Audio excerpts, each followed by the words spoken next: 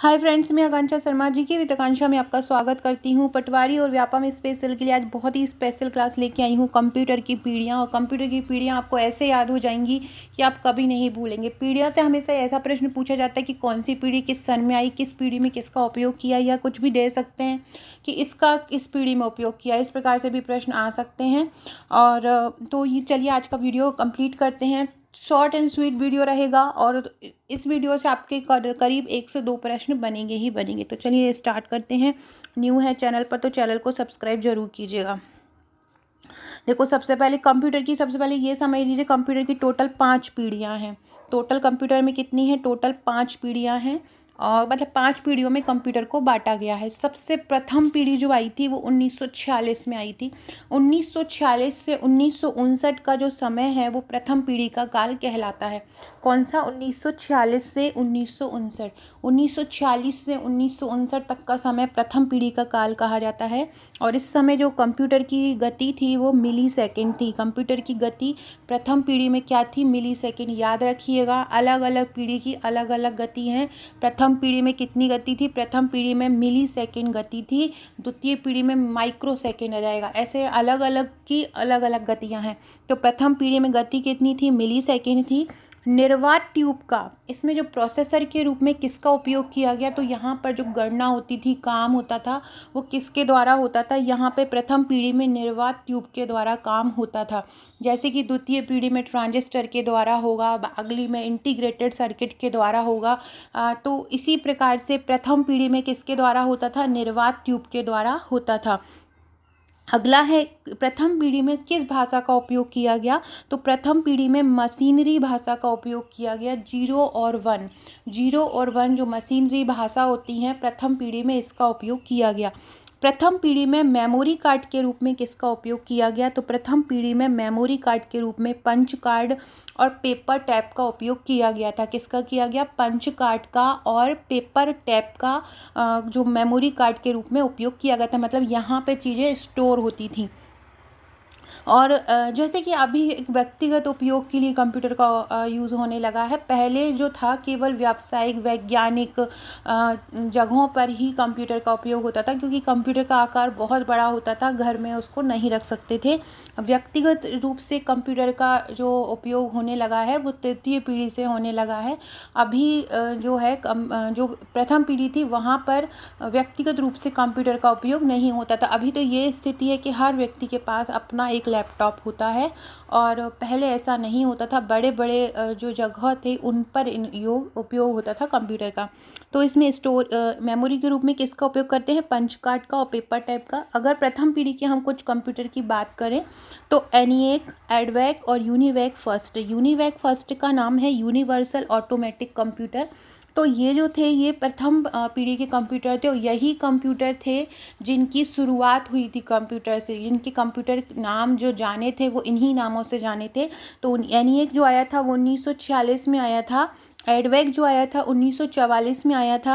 UNIVAC 1954 में आया था। और ये जो प्रथम पीढ़ी के जो कंप्यूटर हैं उनको विद्युत यांत्रिक मशीन कहा जाता था। एंड यांत्रिक को बोलते हैं मैकेनिकल, विद्युत को बोलते हैं इलेक्ट्रिकल। तो इलेक्ट्रिकल मैकेनिकल जो मशीन थी वो कंप्यूटर को पहले कहा जाता था, या इलेक्ट्रोमैकेनिकल मशीन कहा जाता था प्रथम पीढ़ी के कंप्यूटर को। तो प्रथम पीढ़ी में आपको क्या याद रखना है? सबसे पहले 1946 से 1959 तक आया। इसकी गति मिली सेकेंड है। निर्वात ट्यूब का इसमें प्रयोग होता है। भाषा इसकी मशीनरी है। मेमोरी के रूप में पंच कार्ड और पेपर टैप का उपयोग किया जाता है वैज्ञानिक और रक्षा उपयोग के लिए। और एनिएक, एडवैक और यूनिवैक प्रथम पीढ़ी के कंप्यूटर हैं और विद्युत यांत्रिक मशीन है। फ्रेंड्स, ये जो मेरा क्रैश कोर्स चल रहा है ये इसका जी 26वां दिन है। याद रखिएगा, इसके पहले के वीडियो नहीं देखे हैं तो डिस्क्रिप्शन बॉक्स में मैं उसकी प्लेलिस्ट की लिंक डाल दूंगी, साथ में कमेंट बॉक्स में भी डाल दूंगी, तो आप उसको देख लीजिएगा। अगली पीढ़ी के बारे में बात करते हैं हम द्वितीय पीढ़ी के बारे में।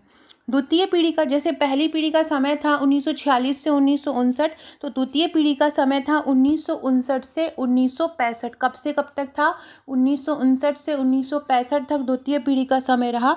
जैसे कि प्रथम पीढ़ी की गति थी मिली सेकेंड, वैसे ही द्वितीय पीढ़ी की गति क्या थी? माइक्रो सेकेंड थी। क्या थी? माइक्रो सेकेंड थी। द्वितीय पीढ़ी में ट्रांजिस्टर का प्रयोग किया जाता था। जैसे कि प्रथम पीढ़ी में वैक्यूम ट्यूब का उपयोग किया जाता था, निर्वात ट्यूब का उपयोग किया जाता था, वैसे ही द्वितीय पीढ़ी में ट्रांजिस्टर का उपयोग किया जाता था।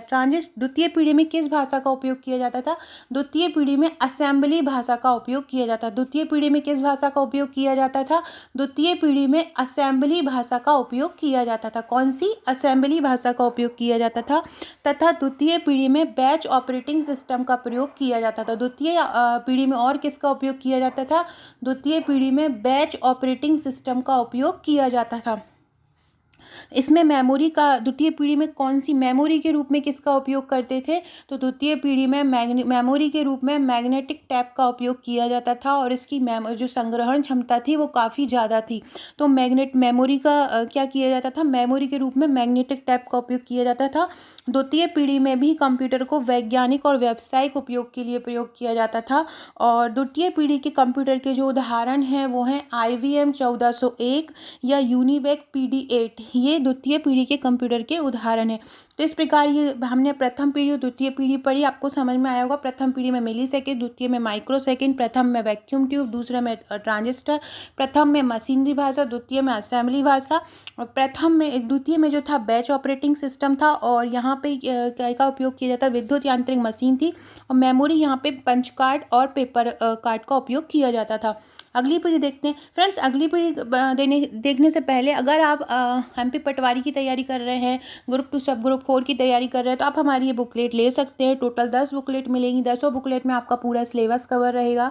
साथ में जैसे मैं आपको सरल तरीके से वीडियो बढ़ाती हूँ, वीडियो में बताती हूँ, ये सभी वीडियो की जो PDF है वो इन ग्रुप में दी जाती है। पूरा साल भर का करंट जो आपको इस ग्रुप इन नोट्स के साथ मिलेगा।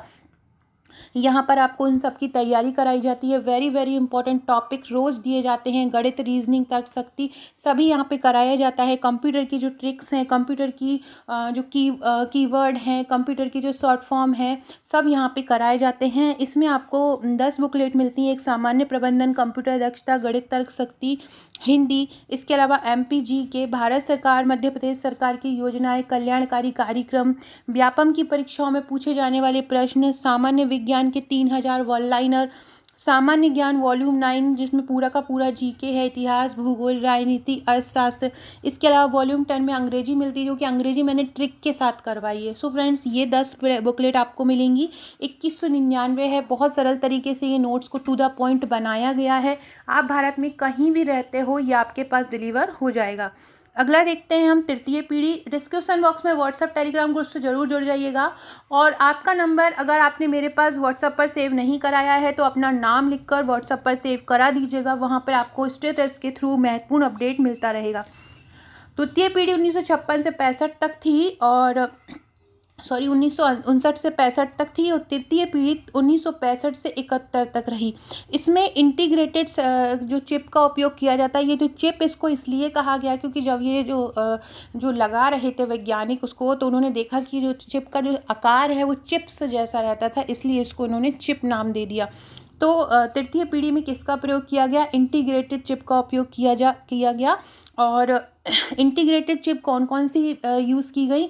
SSI और MSI। SSI मतलब होता है स्मॉल स्केल इंटीग्रेशन और मीडियम स्केल इंटीग्रेशन MSI।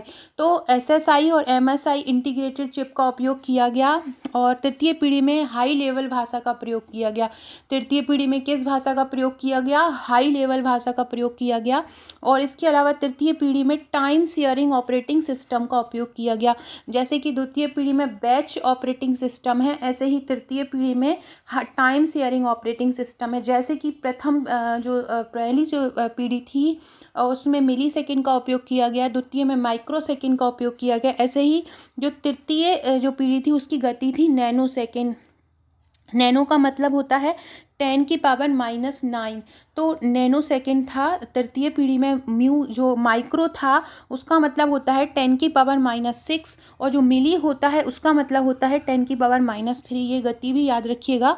तो तृतीय पीढ़ी की गति क्या थी? नैनो सेकेंड थी। और तृतीय पीढ़ी से ही कंप्यूटर का व्यक्तिगत उपयोग आरंभ हुआ था, जो मैंने पहले बताया है। तृतीय पीढ़ी से ही पहले कीबोर्ड और मॉनिटर का उपयोग नहीं होता था। तृतीय पीढ़ी से ही कीबोर्ड और मॉनिटर का उपयोग होने लगा था। इसके पीढ़ी के कंप्यूटर कौन से हैं? IBM 360, और पीडीपी जो है तृतीय पीढ़ी के कंप्यूटर हैं। अगला है चतुर्थ पीढ़ी। चतुर्थ पीढ़ी रही थी 1971 से 1980 तक। चतुर्थ पीढ़ी कब रही थी? 1969 से 1980 तक रही, 1971 से 1980 तक रही थी। इसकी गति पिको सेकेंड होती है। एक पिको सेकेंड बराबर होता है -12। क्या होता है? 10 की पावर -12 होता है पिको सेकेंड बराबर, एक पिको सेकेंड बराबर। चौथी पीढ़ी की जो गति थी वो पिको सेकेंड में ही थी। भाषा चौथी पीढ़ी की यूनिक्स और सी लैंग्वेज भाषा थी। इसमें माइक्रो प्रोसेसर का प्रयोग किया गया। माइक्रो प्रोसेसर में किसका प्रयोग किया गया? VLSI का। VLSI का फुल फॉर्म होता है वेरी लार्ज स्केल इंटीग्रेशन। और चौथी पीढ़ी में सी भाषा का उपयोग किया गया। यहाँ पर मेमोरी के रूप में सेमीकंडक्टर मतलब अर्धचालक सेमीकंडक्टर मेमोरी का उपयोग किया गया चौथी पीढ़ी में। अगली है पांचवी पीढ़ी। पांचवी पीढ़ी 1980 से अब तक चल रही है। High technology laptop, palm top, ये सभी अब नई पीढ़ी में आ गए हैं। पांचवी पीढ़ी में ULSI, SLSI, ULSI जो है SLSI है, अल्ट्रा लार्ज स्केल इंटीग्रेशन और सुपर लार्ज स्केल इंटीग्रेशन, ये सभी जो हैं वो पंचम पीढ़ी में आते हैं। इसके अलावा इसमें क्लाउड मेमोरी का उपयोग भी किया जाता है। क्लाउड मेमोरी वो होती है जिसमें मेमोरी के रूप में इंटरनेट का प्रयोग किया जाता है, तो क्लाउड मेमोरी का भी पंचम पीढ़ी में उपयोग होने लगा। इसके अलावा super computer, Pentium computer, flops computer, ये सभी जो कंप्यूटर हैं वो किस श्रेणी में आते हैं? वो पंचम पीढ़ी के कंप्यूटर में आते हैं। सो फ्रेंड्स, ये है आज की वीडियो। आज मैंने आपको पांचों पीढ़ियाँ बताई हैं बहुत सरल तरीके से। आशा है आपको समझ में आ गई होगी, और 1 से 2 बार देखेंगे तो इससे संबंधित कोई भी प्रश्न बनेगा तो आप उसको सॉल्व ज़रूर कर पाएंगे। और अगर आप ये नोट्स लेना चाहते हैं तो ये नंबर ऊपर दिया हुआ है, आप मुझे व्हाट्सअप कर सकते हैं। MPPSC प्री के नोट्स लेना चाहते हैं या MP पटवारी के नोट्स लेना चाहते हैं तो आप हमसे ये ले सकते हैं। Okay friends, thank you.